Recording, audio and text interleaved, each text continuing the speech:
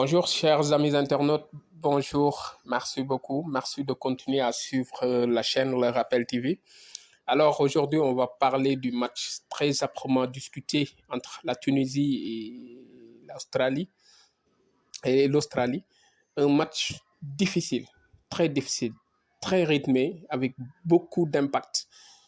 Donc la Tunisie a rendu aujourd'hui une copie très propre. Maintenant, bon, sur l'analyse, globalement, je vais donner les statistiques du match. Et puis, côté analyse, on va plus parler de l'efficacité des équipes africaines.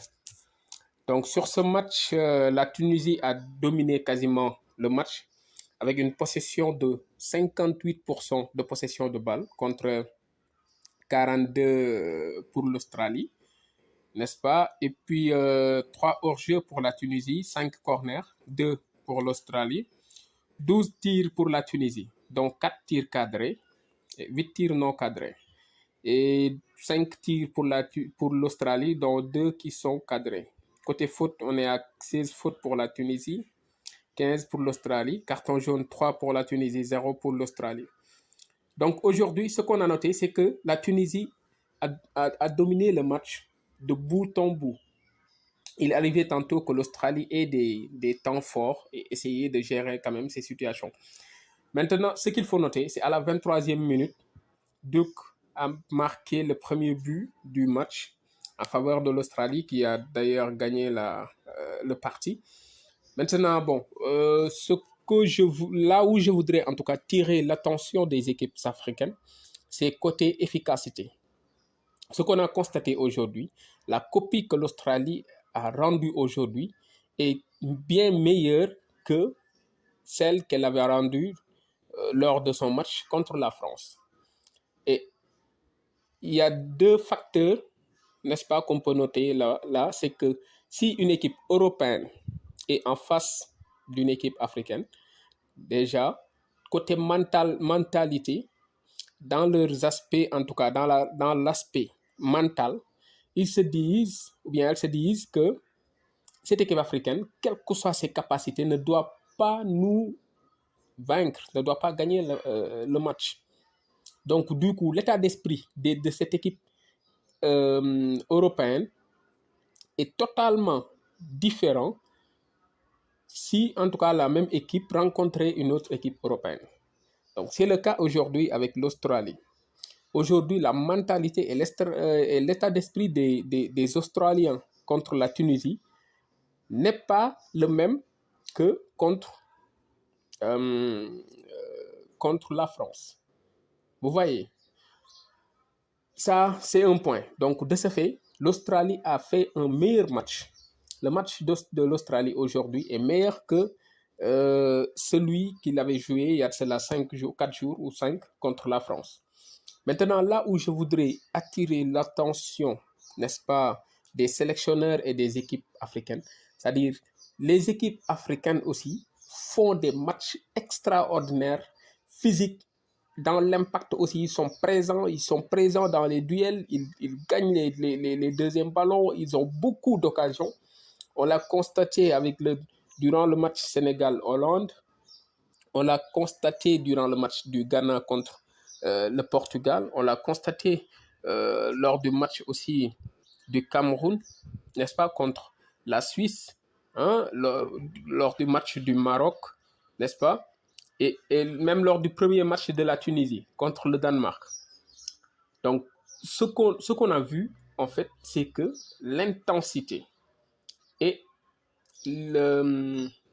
l'impact que met les équipes africaines lors de leurs rencontres ne paye pas. Pourquoi? Parce qu'elles ne misent pas sur l'efficacité. Et c'est le point, en tout cas, négatif, c'est la tache noire, n'est-ce pas, que les équipes africaines doivent soigner. C'est important. Si on revoit le match aujourd'hui entre la France et l'Australie, nous pouvons tous voir que la France a pris un but. Donc l'Australie par la suite quand même a essayé de verrouiller le match.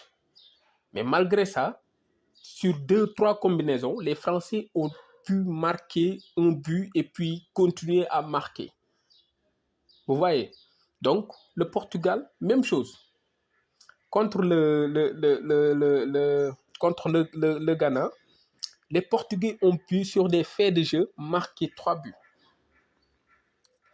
La Hollande, même chose. La Hollande, hier, avait beaucoup de difficultés pour vaincre l'Équateur. D'ailleurs, ils ont fait match nul. Mais lors de son match contre le Sénégal, sur quelques faits de jeu, n'est-ce pas, ils ont pu marquer 2 buts. Alors, donc, je me dis qu'il est maintenant important de se poser la question à savoir comment, en tout cas, la stratégie des attaques africaines sont comment dirais-je, sont mises, en tout cas, sont configurées. Parce qu'aujourd'hui, les équipes africaines ne misent pas sur l'efficacité en attaque. Hier, bien évidemment, le Sénégal a marqué 3 buts contre le Qatar, mais nous savons bien que c'est 2 équipes de calibre différent. Donc, c'était bien possible que le Sénégal même met plus de 3 buts contre le Qatar. Aujourd'hui, le Sénégal, on l'attend sur son match contre l'Équateur pour voir si notre champion d'Afrique est vraiment capable de tenir haut le flambeau africain. Donc aujourd'hui, je pense qu'on devrait, en tout cas, c'est un point de réflexion. La France contre le Danemark, c'est un match qu'on va suivre tout à l'heure, mais il est important qu'on regarde bien comment les équipes africaines, n'est-ce pas, mettent en place leur stratégie d'attaque, en attaque. Parce qu'il est inadmissible qu'on ait plus d'occasions à chaque match, qu'on ait plus d'occasions et qu'on ne marque pas. Comment les équipes européennes travaillent sur leur stratégie en attaque pour pouvoir, sur 2-3 occasions, marquer des buts malgré la qualité de défense des équipes africaines. Je pense bien qu'il faudrait quand même revoir cela. La France a été très efficace contre l'Australie. Ils ont eu bien moins d'occasions que la Tunisie aujourd'hui. Mais ils sont parvenus à marquer 3 ou 4 buts. Aujourd'hui, malgré toutes les occasions, les Tunisiens ne peuvent même pas avoir un but. Un seul but. Pour moi, c'est une question qu'on doit se poser et essayer en tant qu'équipe africaine. Si on veut bien que les équipes africaines soient présentes dans le dernier carré d'as, il faudrait quand même que ces points constatés sur 2, 3, 4 matchs, et généralement sur quasiment l'ensemble des matchs des équipes africaines, qu'on les pose et que les entraîneurs et les techniciens essaient quand même de décortiquer et de poser quand même des actions pour corriger. Parce que ce n'est pas possible qu'on domine les matchs, qu'on ait autant d'occasions et qu'on ne soit pas efficace devant les buts. Si on revient toujours sur le match entre la Hollande et le Sénégal, on peut bien voir que la Hollande a eu son premier tir cadré à la 85e minute et c'était son premier but. Pendant 85 minutes, la Hollande n'a pas eu même un tir cadré, alors que le Sénégal en avait 3, je ne sais pas 4. Ils n'ont pas pu marquer un but. Toujours, il y avait, soit c'était sur le poteau, soit c'était sur le gardien, soit, voilà. Alors la Hollande, sur un tir cadré, ils ont fait la différence. Aujourd'hui, c'est ce qu'on a constaté avec la Tunisie. Donc, je me dis qu'il y a en tout cas quelque part où ça bloque. Et il faudrait quand même dans nos stratégies en attaque de corriger cela parce que ce n'est pas encore trop tard. Actuellement, il n'y a aucune équipe africaine qui est out. Donc, ils sont tous dans la compétition et ils sont bien outillés pour vaincre n'importe quelle équipe. Donc, il faudrait que ce point soit discuté et qu'on essaie, que nos coachs essaient de corriger très rapidement. Très, très, très rapidement. Très rapidement même. Bon, c'est pas en tout cas, la Tunisie est toujours dans la compétition. Ils ont un point lors de leur premier match contre le Danemark. Ils avaient fait un match nul. Donc aujourd'hui, nous espérons que les Tunisiens, que la Danemark va battre la France à défaut d'avoir un match nul. Mais nous espérons plus à ce que que la France soit battue. C'est ce que nous prions en tant qu'Africains, n'est-ce pas? Et puis que le dernier match, la Tunisie bat la France.